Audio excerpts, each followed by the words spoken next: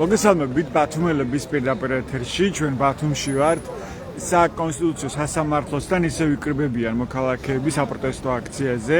ეს პროტესტი 377 დღეა, როცა უწყვეტად გრძელდება პროტესტი როგორც ბათუმში, ისე თბილისში და არაფერ დიდ ქალაქებში ყველგან იმართება საპროტესტო აქციები და მოქალაქეების ნება ჩანს რომ არის ძალიან მტკიცე და ურყევი რომ ისინი არაპირებენ ამ ბრძოლის შეწყვეტას მაშინ როცა ქვეყანაში არის ძალიან ბევრი პოლიტიკური პარტიები სინდისის ტყვე და მაშინ როცა დიქტატურის დამყარებას ცდილობს ივანიშვილის რეჟიმი ძალიან აქტიურად არაერთი ფორმით და არაერთი გადაწყვეტილებით მათ შორის ბოლო გადაწყვეტილება ასეთია რომ ტროტუარზე პროტესტის გამოხატვაც კი იზღუდება ოცნების არალეგიტიმური და ანტიკონსტიტუციური მთავრობა გრძელავს ტროტუარზე პროტესტის გამოხატვასაც კი იმ შემთხვევაში კანონი მოითხოვს რომ საპროტესტო აქციის მონაწილეობა მიმართონ შინაგან საქმეთა სამინისტროს გაფრთხილების მოტივით, თუმცა იურისტები განმარტავენ რომ პრაქტიკულად ეს გაფრთხილება კი არამედ ნებართვის მიღება და შინაგან საქმეთა სამინისტროს შეუძლია მას უფლება აქვს რომ თქვას რომ არა ვთქვათ ამ კონკრეტულ საღამოს, არამედ სხვა დროს გაიმართოს ეს საპროტესტო აქცია და ასევე შეუძლია თქვას რომ ეს პროტესტი უნდა გაიმართოს არა ვთქვათ საკონსტიტუციო სასამართლოს ანაჭერის მთავრობის ადმინისტრაციული შენობის წინ, არამედ სხვა ტერიტორიაზე, ანუ თავად განსაზღვროს დრო და ადგილი, თუ სადაც შეიძლება გაიმართოს ეს საპროტესტო აქცია. წინააღმდეგ შემთხვევაში საპროტესტო აქციის მონაწილეები, მათ შორის იმ შემთხვევაშიც კი თუ ისინი ავტომანქანების სავალ გზას არ გადაკეტავენ და ირგებიან ტროტუარზე, მაშინაც კი ჩაითვლება რომ ისინი დაარღვევენ კანონს და შინაგან საქმეთა სამინისტროს ექნება უფლება რომ დააპატიმროს პირდაპირ აქციის მონაწილეები 15 დღემდე ვადით, ხოლო განმეორების შემთხვევაში უკვე შემოდის სისხლის სამართლებრივი პასუხისმგებლობა, ანუ შეიძლება ითქვას რომ პროტესტის გამოხატვა საქართველოში ხდება კრიმინალიზებული, ანუ განმეორების შემთხვევაში თუ კი ადამიანები არ დაემორჩილებიან კანონის ამოთხოვნას და ტროტუარზე დადგებიან და გამოხატავენ პროტესტს, როგორც ეს რუსეთში ხდება, არაფერი განსხვავებული რუსული მოდელზე არაერთხელ მოგვისმენია ჩვენ მსგავსება, როგორ ემსგავსება საქართველოში მართვის მოდელი და მათ შორის პროტესტის გამოხატვაში ჩარევა რუსეთს. ამ შემთხვევაში პირდაპირ ვიღებთ ისეთ მოდელს, როგორც არის რუსეთში, სადაც შინაგან საქმეთა სამინისტროს ნებართვის გარეშე პრაქტიკულად არის შეუძლებელი პროტესტის გამოხატვა და მათ შორის ტროტუარზე დადგომა და საკუთარი აზრის დაფიქსირებაც კი. მე მინდა აქვე შეგახსენოთ, რომ ეს შეეხება არა მარტო იმ აქციებს, რომელიც ახლა იმართება ბათუმში ამ წუთებშიც მათ შორის გრძელდება და ამ წუთებში იმართება ასევე პარლამენტთან უკვე 377 დღეა, არამედ ეს ეხება ნებისმიერ პროტესტს, ნებისმიერ საპროტესტო აქციას ამ ქვეყანაში და ნებისმიერ თემაზე თუ კი მოქალაქეს რაიმე შეაწუხებს, მას აღარ იქნება საშუალება პრაქტიკულად გამოხატოს პროტესტი, ღიად გამართოს საპროტესტო აქცია და თავისუფლად მოქალაქეებმა გამოხატონ პროტესტი ამ თუ იმ საკითხზე. ეს ის დროშებია, ევროკავშირის საქართველოს დროშები, რომელიც ზურაბ ჭავჭანიძეს გამოქონდა ყოველ საპროტესტო აქციაზე. ზურაბ ჭავჭანიძე ბათუმის მედროშია, ის რჩება პატიმრობაში, ის შიმშილობს, ის ამ დრომდე 2 კვირის განმავლობაში მშრალი წესით შიმშილობდა, ანუ წყალსაც არ იღებდა. დღეს როგორც მისმა ადვოკატმა უთხრა ბათუმელებს, მან შეწყვიტა უკვე მშრალი შიმშილობა, არ მიიღებს წყალს, მაგრამ გაალაგზობს შიმშილობას პროტესტის ნიშნად. ზურაბ ჭავჭანიძეს ედავებიან სტრატეგიული ობიექტის ხელში ჩაგდების მცდელობა, საუბარია პრეზიდენტის ადმინისტრაციის შენობაზე, ასევე ჯგუფურ ძალადობაში მონაწილეობაზე, თუმცა როგორც მისი ადვოკატი ამბობს, არც ერთი მტკიცებულება არ არის წარმოდგენილი ზურაბ ჭავჭანიძის საქმეში, რაც დაადასტურებდა ან ჯგუფურ ძალადობაში მონაწილეობას, ან სტრატეგიული ობიექტის ხელში ჩაგდების მცდელობას. საქმეშია წარმოდგენილი მხოლოდ ერთი ვიდეო, სადაც ჩანს როგორ გადაადგილდება დროშით ხელში ზურაბ ჭავჭანიძე პრეზიდენტის ადმინისტრაციის შენობის ეზოში და ჯდება უკვე გარღვეული ყოფის მოაჯირზე და მას ხვდება წყლის ჭავლი, როგორც ადვოკატი ამბობს, მხოლოდ ეს ჩანს იმ ვიდეოში, რომელიც მტკიცებულების სახით წარმოადგინა პროკურორამ ზურაბ ჭავჭანიძის საქმეში, სხვა არანაირი მტკიცებულება, რომელიც დაადასტურებდა დანაშაულის ჩადენას წარმოდგენილი პროკურატურა ზურაბ ჭავჭავაძის საქმეში არ აქვს, როგორც სხვა პოლიტიკური პარტნიორების პოლიტიკური ტყვეების საქმეებია თავიდან ბოლომდე ზოგადად ასეთი მტკიცებულების გარეშე. Մենք გავისაუბრებთ საპროტესტო აქციის მონაწილეებს ბათუმში, რომლებიც უწყლოდ რეჟიმში გამოხატავენ ამ პროტესტს და გრძელდება ეს საპროტესტო აქცია დღესაც ბათუმში. რას ფიქრობენ ისინი ოცნების მორიგ კანონ პროექტზე, რომელიც უკვე პირველი მოსმენით მიიღო ოცნების პარლამენტმა და რომელიც გულისხმობს ტროტუარზეც კი პროტესტის შეზღუდვას. მოდი გავისაუბროთ აქციის მონაწილეებს. საღამოშიდობისა, მე რა ვინ რო გაგესაუბროთ საღამოშიდობისა. მინდა გითხოთ იმ კანონ პროექტზე, რომელიც უკვე პირველი მოსმენით მიიღო ოცნების ანტიკონსტიტუციურმა პარლამენტმა, რაც შეეხება ტროტუარზე დგომას და პროტესტის გამოხატვასაც კი ძალიან ნათლად ჩანს უკვე ივანიშვილის დაჯგუფების მიზანი, რომ ასულს რომ პროტესტის უნდა გაქრეს ქვეყანაში. რა უნდა იყოს ამ დროს წინააღმდეგობის სტრატეგია, თქვენ როგორ ხედავთ? ჩემი აზრით ის უნდა გავაგრძელოთ, რასაც აქამდე შევბოდით და უფრო მეტი ადამიანი უნდა მოვიდეს ჩვენთან, იმიტომ რომ რაღაცებს როდესაც ჩვენ აპროტესტებდით, ვიღაცები გვიგონებდნენ და გვამონათებდნენ, რომ თქვენ ძალიან გადაჭარბებულად უყურებთ ამას, ძალიან ძაფრად აღიქვამთ მოვლენებს, ეს ყველაფერი ისე მე მაგალითად რამდენიმე ხნის წინ ძველი მეგობარი შემდგა ქუჩაში და რომელიც საშან აქ იდგა რაღაც პრაქციის პირველ დღეებში და რაღაცა რომ კითხა სათხარ სად დაიკარგენ რატომაც რავი რა ოჯახი მყავს საღამოების აქციები დავდივარის ეს და აქციები კიდევ ტარდება და მეთქი და რატო არ უნდა ჩატარდეს მეთქი მეთქი ანუ ევროკავშირში გავწევრიანი მეთქი პოლიტპატიმრები არ დაგვიმატა მეთქი იმ დღეების მერე თუ ანუ რატო არ უნდა ტარდებოდეს აუ შეხოშაშა მეთქი მეტი ახლა რატო არ უნდა იგემეთია აქციაზე მეთქი რატო არ უნდა ტარდებოდეს აჩუნა ყარიან ანუ ადამიანები რომელსაც ხონიათ რომ ის რაღაც არის რომელსაც შეუძლია თვითონ და გავშვიდეთ და სულ თუმად უნდა ვიყოთ და მე მაგაზე მაქვს ხანია საუბარი რომ თუ უკან გადავდივით ნაბიჯი თუ უკან დავიხიეთ და თუ დავჩუმდით კიდევ უფრო გაგვაჩუმებენ და რავი რა და სპეციალიზ დღეს აი პირდაპირ უშუალობით დღეს ახლა ბოლო დღეები იყოს როცა ჩვენ პროტესტის გამოხატვის უფლება შეგვიძლია ხო ტროტუარზე პროტესტის გამოხატვასაც კი გზავნის უკვე ისეთ კანონს იღებს ოცნების პარლამენტი მიიღოს ისეთი კანონი რომ მაგალითად ყველა პოეტს ანუ ყოველი მესამე ლექსი ბიზინაზე უნდა კონდეს ყველა სპექტაკლი მესამე უნდა იყოს იმაზე რომ ბიზინამ ბიზნეს რავი შემოქმედებით საქმიანობაზე რომ რა შენა რა გარემონტა და რა არის და ასე გაგრძელდება ყველას მეროში ანუ რა ნებისმიერი სიჩუმე უფრო და უფრო მძიმე და რთულ მდგომარეობაში ჩაგვევიდეს იმაზე ვიდრე დღეს ვარ და ეს შეეხება ყველა ადამიანს რა შეტყობთ თქვენ მაყურებლებს ყველა ადამიანს ეხება ყოველ შეიძლება მაგალითად გუშინ ნახე თქვენი დღეს ნახე ხო საპროტესტო აქცია იყო საკონსტიტუციო სასამართლოსთან რასაც შენებელ კომპანიის საქალაქო სასამართლოსთან იყო, იმიტომ რომ 11 წელი მოქალაქეები ვერ აქცევენ სიმართლის დადგენას, ფული გადაიხადეს და ბინა ვერ მიიღეს. ხო, ვერ მიიღეს და მაგას საპროტესტო ელემენტარულად მაგათაც კი, ანუ ეს ხალხი მე ხო შევხედე იქ, ანუ ჩვენ ყოველი პროტესტი როცა პროტესტია, ვაკვირდები ის ადამიანების ხარჯი და მანამდე თუ მინახავთ და მალე იგივე ამჯობს როგორც ხანების მერ ადამიანს. მარტივად ანალოგური აქციის გამართვაც კი აღარ შეიძლება, ხო? ხო, ეთქვია რომ ანუ დაუგეგმავია შემთხვეველი აქცია და არაგას ათომის უფლება და კი 11 კი არა 31 წელიწადზე შეიძლება შეშვილიშვილის აუშენოს სახი და მოგესწროს რა ხმა რომ მოიგო ეთქვი. ხო შეთანხმებაც ვიცით როგორია ხო ეს განუმარტოთ მაყურებელს რომ თქვენ შეიძლება დარეკოთ შინაგან საქმეთა სამინისტროში და აპირებთ აქციის გამართვას. რა მეთქი რომ ამ დროს ვერ გამართოთ ამ აქციას და ერთი კვირის შემდეგ უნდა გამართოთ ან ამ კონკრეტულ ადგილზე თქვა აქ აჭერისთავების შენობის წინ ვერ გამართავთ აქციას ხო? ანუ როგორც სურს და როგორც სისტემა სურს ისე უნდა გამართოთ.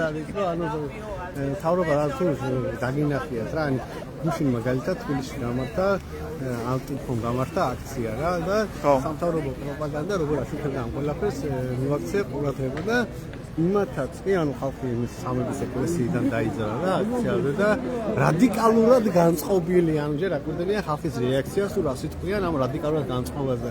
შემდეგ ხო ანუ შემდეგი აქცია რომ გამართუნდა თუ აქ ეს თუ გაატარეს ამახმა ხო ანუ ვინც იმ აქციაზე ეტყვია რომ რადიკალური ოპოზიციის აქცია იყო რა ეს არის ანუ სიტყვებით თამაშია და ცდილობენ რომ ხალხის განწყობების მიხედვით აკეთონ კიდევ უფრო რაღაც ეს ტოტალიტარიზმში შეგვათხილო რა ანუ იარლიკების მიწებებას ცდილობენ ასევე ხო რომ რაღაც გარიყულობა მოახერხონ ნებისმიერი ადამიანის ვის პროტესტს გამოხატავს თავის ანუ არა ანუ ალტინფოზე ხო ჯერჯერობით რადიკალების დაძახება უჭირდა რადიკალურად განწყობილები ანუ რადიკალები კი არის რადიკალურად განწყობილები რა რადიკალურად განწყობილი ხალხი გამოიყვანა რა მადლობა ნელა ანუ ჩვენ შეგვეხება ნებისმიერ ადამიანს შეეხება ალტინფოსაც შეეხება და ქართული ოცნების ხარდამჭერებსაც შეეხება ის კაბალური კანონები რომელსაც ქართული ოცნება ღებულობს და მიიღებს უამრავი თუ თუმად იქნებიან თუ შეიძლებიან და თუ დინარის დინებას და ჩიტების ჭიქილს მოსვენენ მათ. მადლობა, ეს მირამ ჯიხაძე იყო. მოდი ლარა ქარცევაძეს მოვუსმენთ. ლარა, საგამომშვიდობისა სტუდენტი ლარა. ლარა, თქვენ რა ეთყოდით ბიძინა ივანიშვილის დაჯგუფებას, რომელიც აპირებს, რომ საბოლოოდ გააქროს პროტესტი ამ ქვეყანაში, აკრძალოს პროტესტი. ჩვენ ვიცით, რომ კანონპროექტი პირველი მოსმენით მიღებული, რომელიც ითვალისწინებს ტროტუარზე დგომის შემთხვევაშიც კი აქციის მონაწილეების დაპატიმრებას, თუ კი შესაბამისი ნებართვა არ არსებობს. თქვენ რა ეთყოდით? თქვენ რა ეუბნებით ივანიშვილის დაჯგუფებას? რას მიაღწევს ივანიშვილი ამით? გამოდის რომ მილიციელმა თუ ჩათვალა საჭიროდ რომ მე რაღაცნაირად ქალს ან ადამიანს უბრალოდ ესე შეუშალეო ტროტუარზე გადასულიყო და თავისი გზა გაეგრძელებინა უბრალოდ მოვა და ესე ჩამსვას მანქანაში და წამიყვანს და 17 დღით ალბათ ხო მაგ 15 დღით 15 დღით განმეორების შემთხვევაში უკვე სისხლის სამართლების პასუხისმგებლობა განმეორების შემთხვევაში სისხლის სამართლის დანაშაულია კრიმინალია სისხლის სამართლის დანაშაულია ეს და ის რომ არ ვიცი ყოველთვის რომ ქალებზე ძალადობა ხდება და ზოგადად ანუ კრიმინალი რო იზრდება ქვეყანაში და არ ვიცი, ყველაფერი რომ უბსკრულისკენ მიემართება, ეს არის სისხლის სამართლის დანაშაული. მოკლედ. ხო.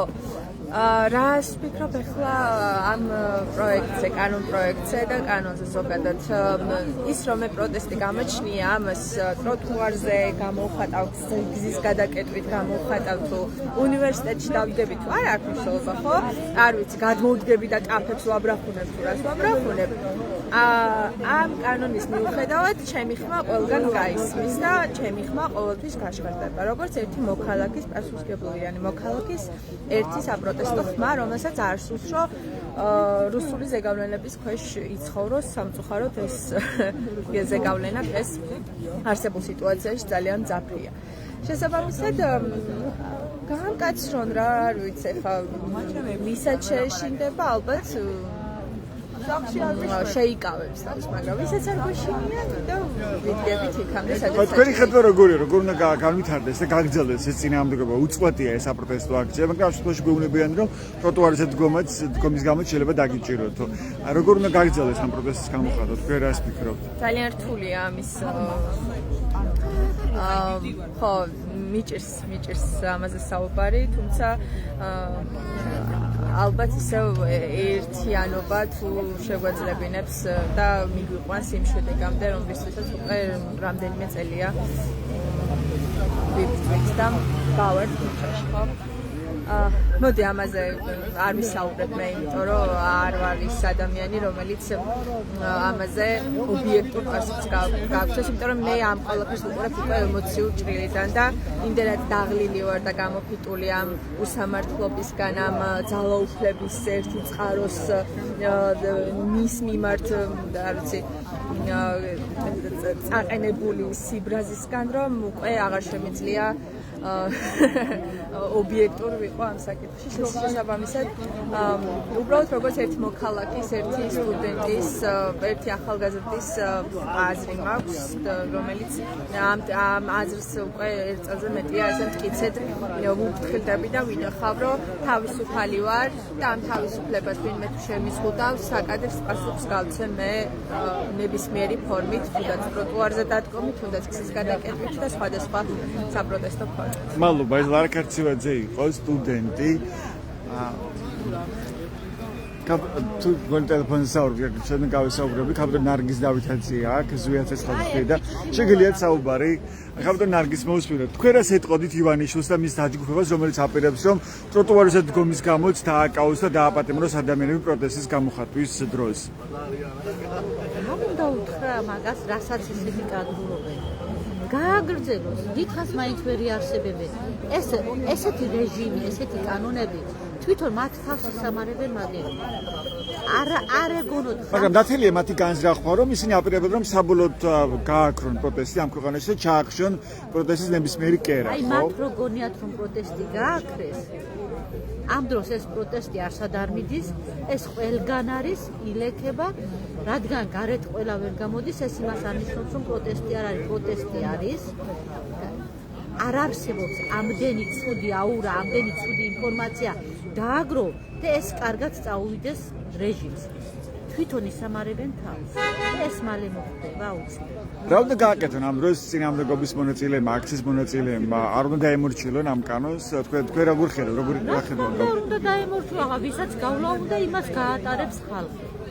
ისედაც არავის არ აქვს პრობლემა, ხო, გადაადგილების ხალხმრავალი აქციის შემთხვევაშიც, როდის იყო, რომ ვიღაცამ ჩაიარა ქუჩაზე და ვერ გაიარა, არ მინახავს გავსი არაფერი. მიზეზებია, უბრალოდ ეთყობა მათი ნერვები ვეღარ უძლებს, რომ ეს როგორ შეიძლება ამდენ პროტესტი გაგრძელდეს.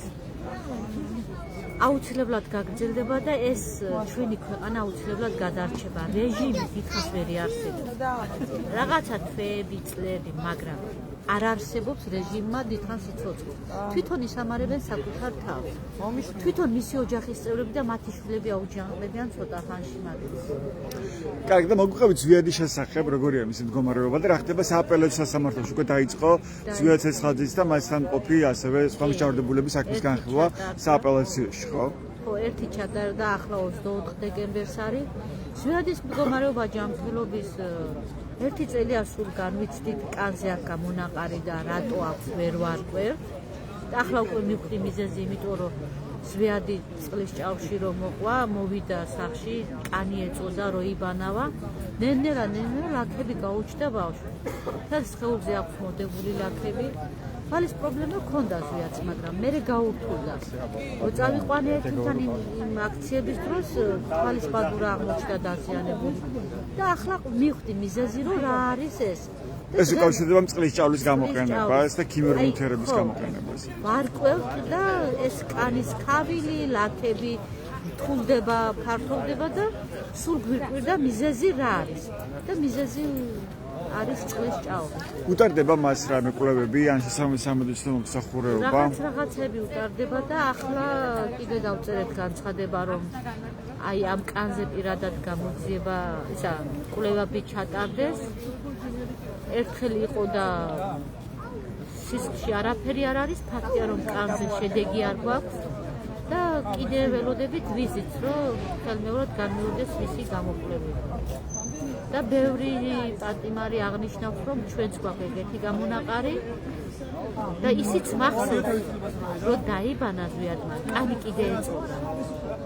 და ვითომ თავს იმართებენ, არაფერი არ იყო გარეული, როგორ არ იყო, მეც იქ ვიყავი და საშინელი სუნი იყო, ყარდა იქავრობა და იმ დღეს მიმართ ამან კლინიკას სასჭირდა სამედიცინო მომსახურება? იმ დღეს არა. რამოდენიმე დღის მერე მხედველობა რომ გაუარეს და თვალის ექიმს მივმართეთ და კვლევები ჩაუყარეთ.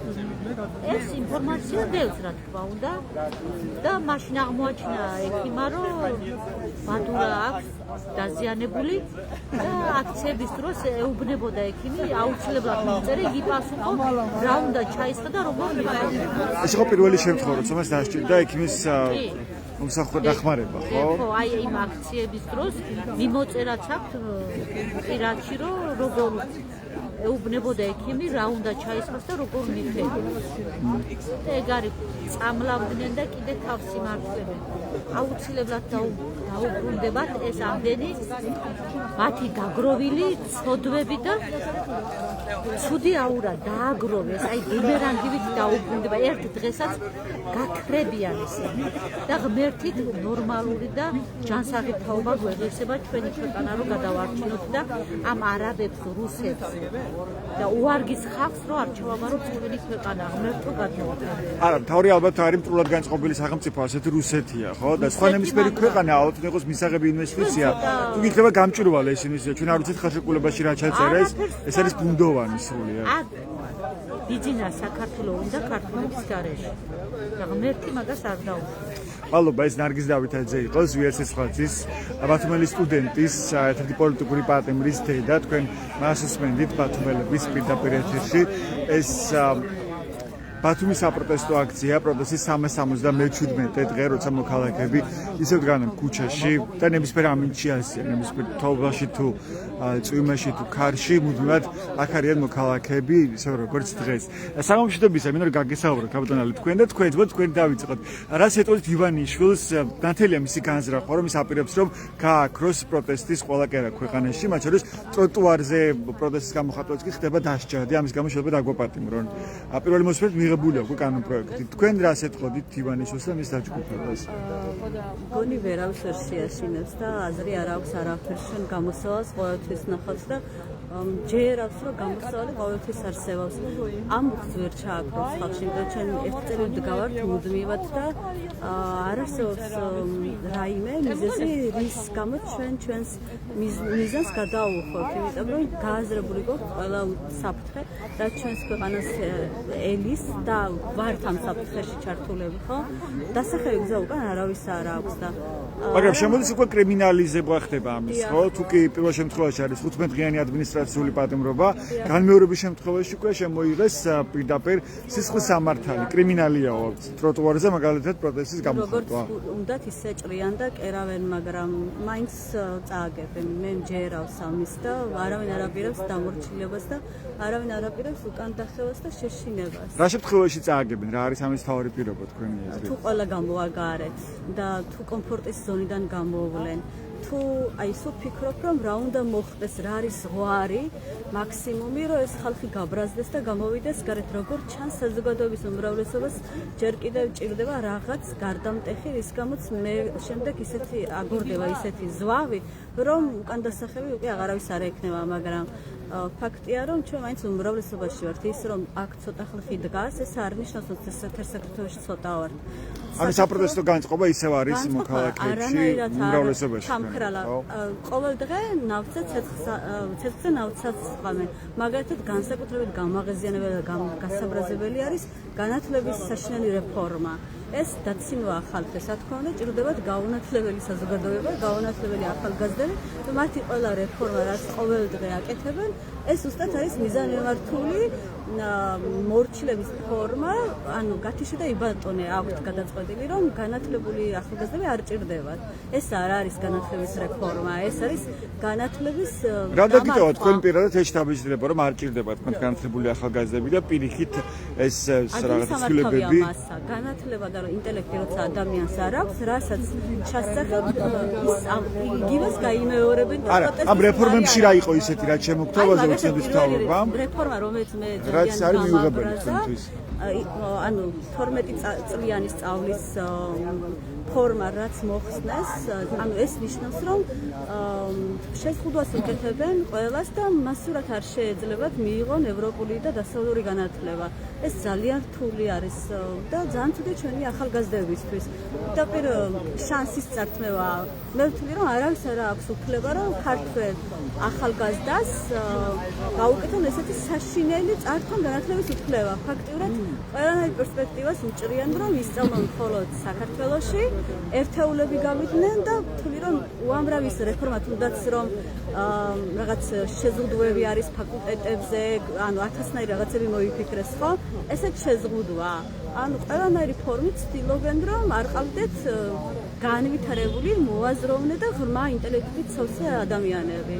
და მე პირადად ეს მაბრაზებს და მაღიზიანებს ანუ ეს ისეთი ზღვარი არის ჩემთვის განათლების საშინელი რეფორმის გაკეთება, რომ ჩემთვის უკვე ამაზე მეტი რა უნდა მოხდეს, თუმცა ველოდები, რომ კიდევ ცუდ რაღაცებს გააკეთებენ, მაგრამ არ ამგონია, რომ ხალხი გატყდეს.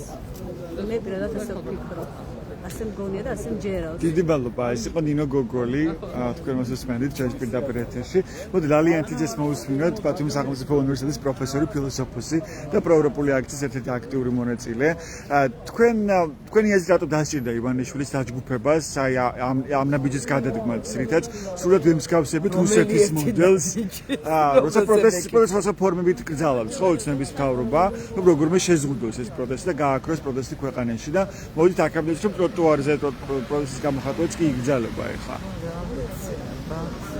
ხო, როგორ უნდა გაარჩიოს პროტესტისთვის დგას ადამიანები თუ ისე უბრალოდ ისვენებენ და ერთმანეთს ხვდებიან. რა ინდიკატორი არსებობს ამისი? ანუ ჩვენ თუ ვიტყვით პროტესტში ვართ ამ შემთხვევაში, ხო?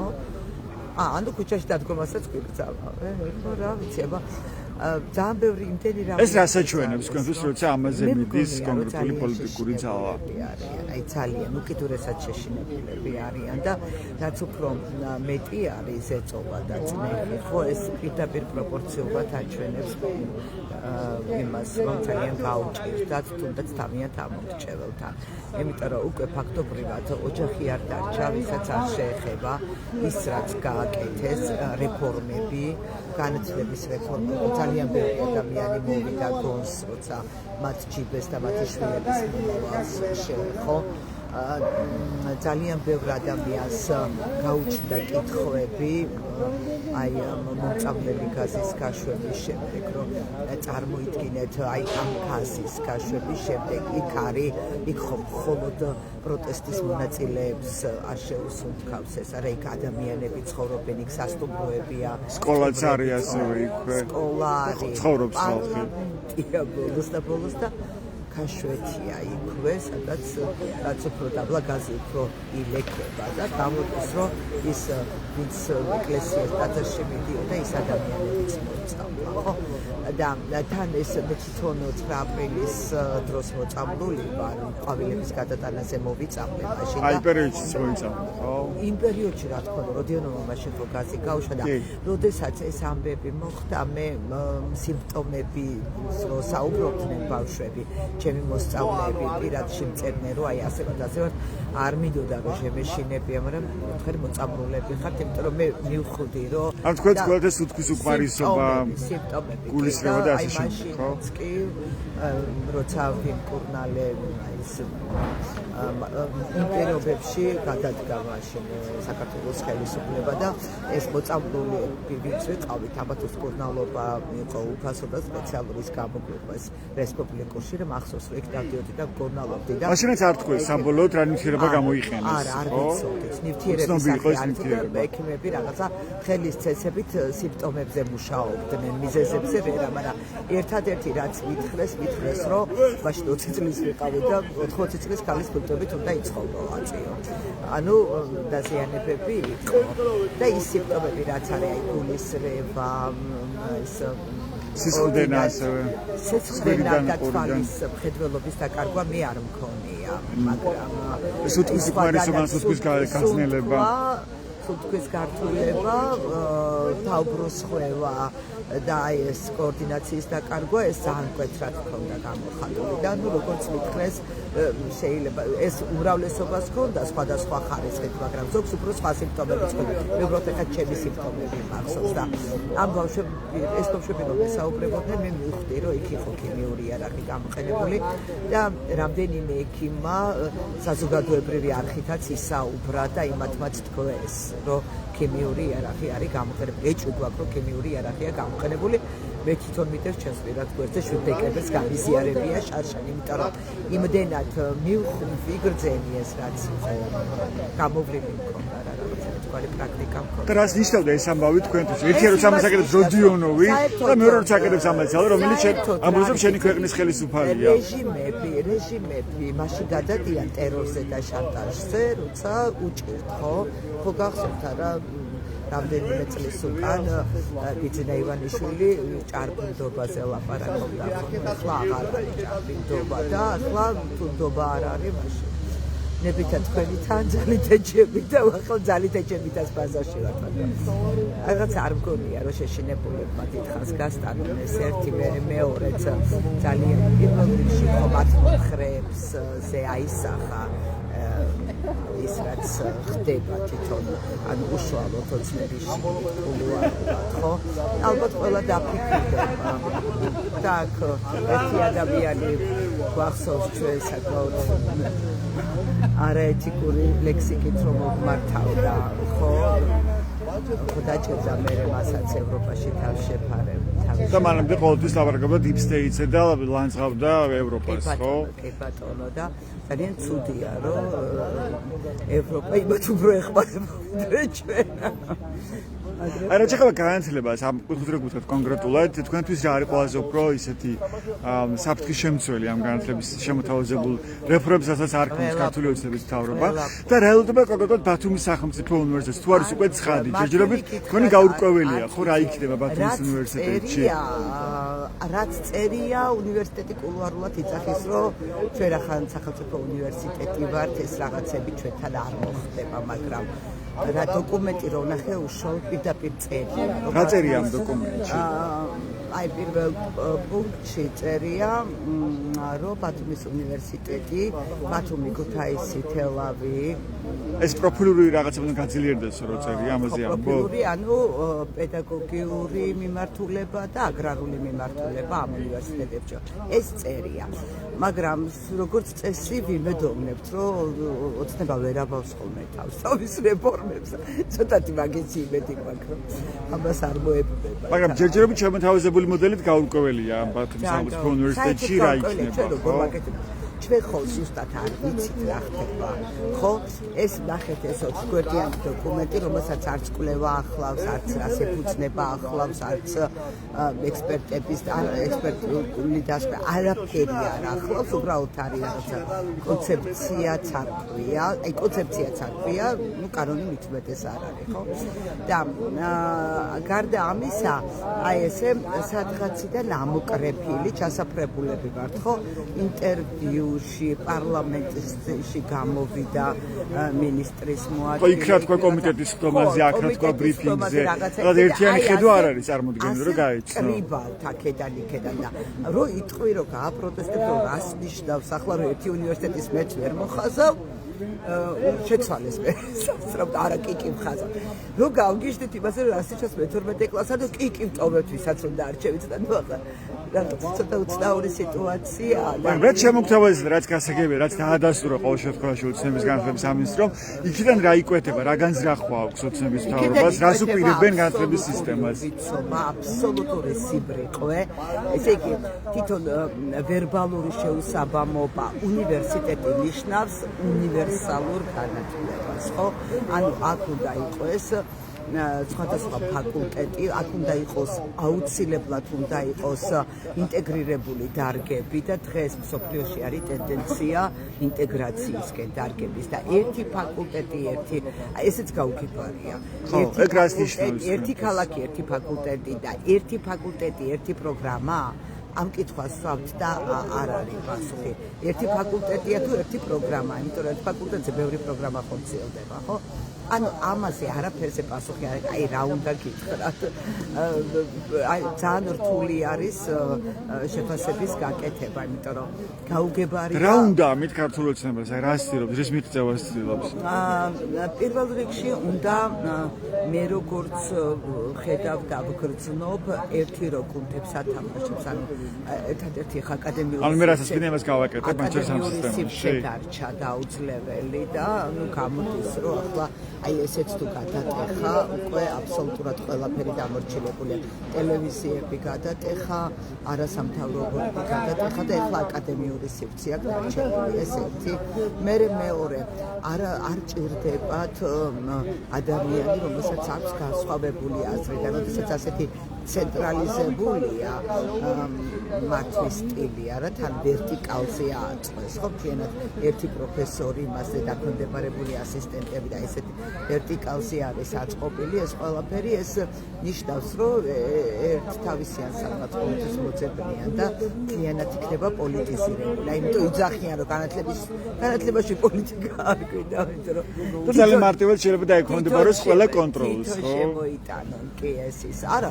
რა თქმა უნდა კონტროლდება ეს მეორე რაც არის მესამე რაც არის ის რომ არ ვიცი ქართული უცხოების მომხრეები დიდი ინტელექტით როგორც მოგეხსენებათ არ გამოირჩევიან და ეს მეტყველებს იმაზე რომ თუ კი მათი პოლიტიზირებული ნიშნით არჩეული აკადემიური წევრები ეყოლებათ დასაქმებული ძირითადად იქ სტუდენტებთან როგორ იმუშავებენ ეს ხო გასაგები არის ხო ანუ რაც უფრო მეტი უვიცი იქნება ქვეყანაში მით უფრო იონი არის აქ ასე თუ რა მცდელობა დაამსგავსებს საბჭოური მედლს და რაღაც საბჭოური ნოსტალგიები გააცოს ხო მათ შორის იგივე ფორმების დაბრუნებით თქვა სკოლებში ხუმრე პირველად რომ ნახე ეს ისე რომ დაიწყეს ისტორიული ეს და აღდგესო ვიხუმრე ეთქობა გელათის დაიყავთოს აღდგენას აპირებეთ კოთან ინტერვიუშიც ვთქვი და ბათუმელებთან გაზე სტატიაშიც მაქვს და აღმოჩნდა რომ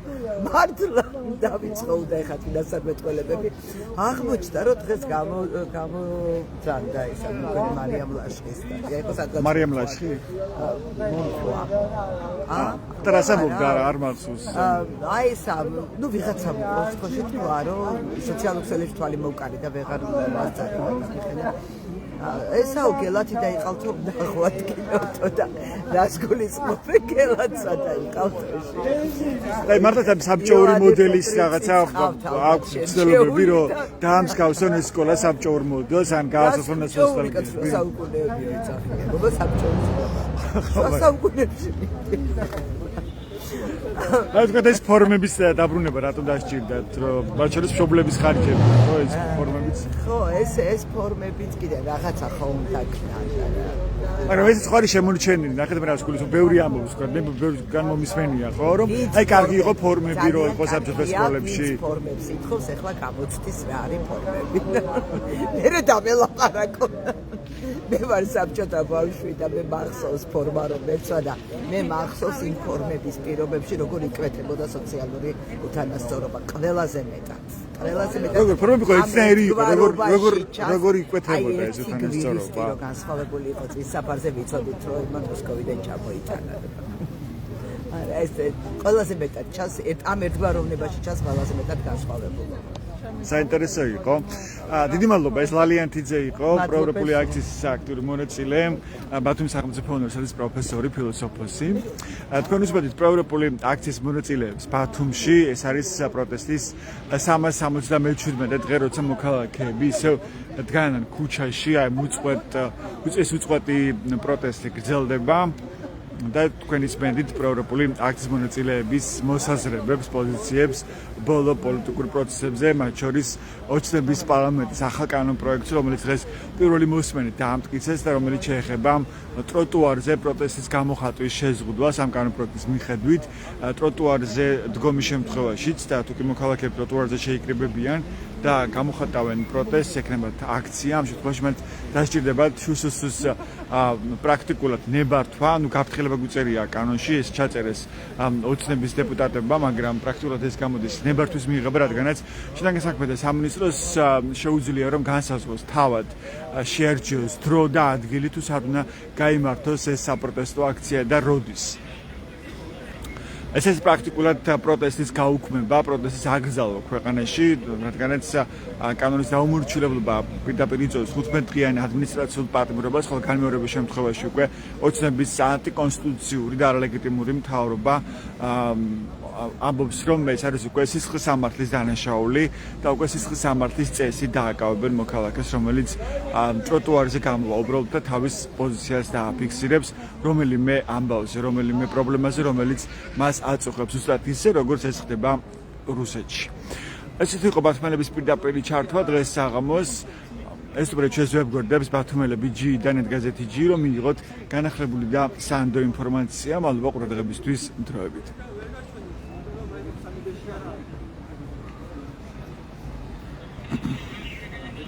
დიდი